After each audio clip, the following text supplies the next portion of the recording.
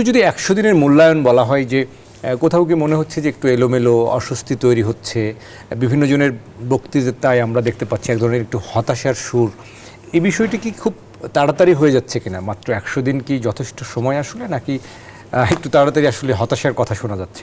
আপনাকে আবারও ধন্যবাদ। আসলে ইতিমধ্যেই অন্তর্বর্তীকালীন সরকার তার 100 দিন পূর্ণ করেছে।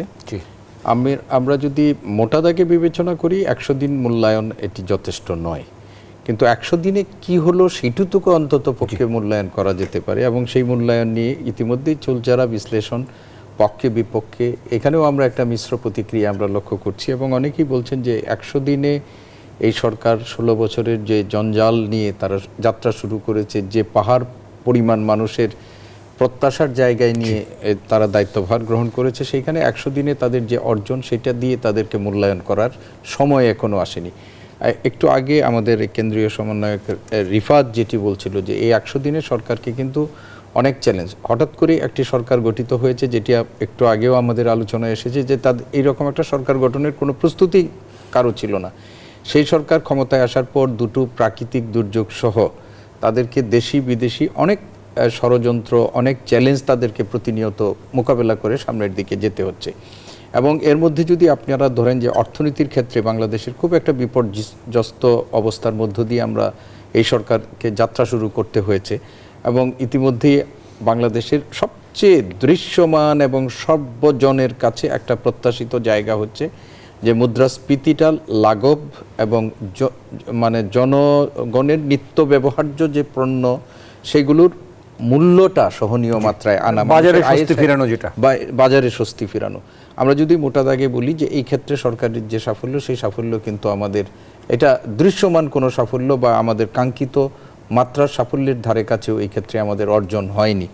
আইন শৃঙ্খলার কথা যদি আমরা বলি, সেখানেও কিন্তু আমাদের একটা প্রত্যাশার জায়গা আছে, সেটাতেও আমরা ইতিমধ্যেই আমরা যা অর্জন করেছি সেটা জনপ্রত্যাশার সাথে সঙ্গতিপূর্ণ নয়।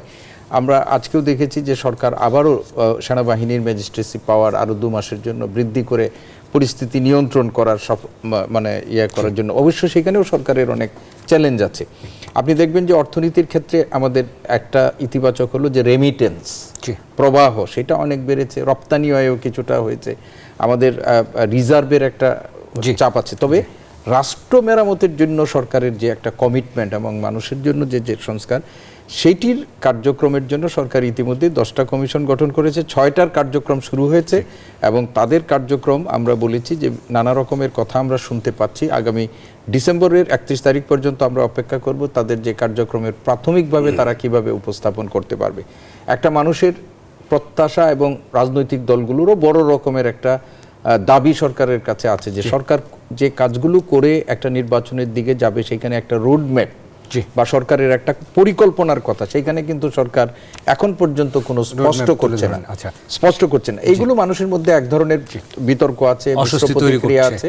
তবে আমরা আশাবাদী হতে চাই এই 3 মাসের কর্মকাণ্ড বা 100 দিনের কর্মকাণ্ড দিয়েই এই সরকারের চূড়ান্ত কোনো মূল্যায়ন বা হতাশার জায়গাটা বড় করে।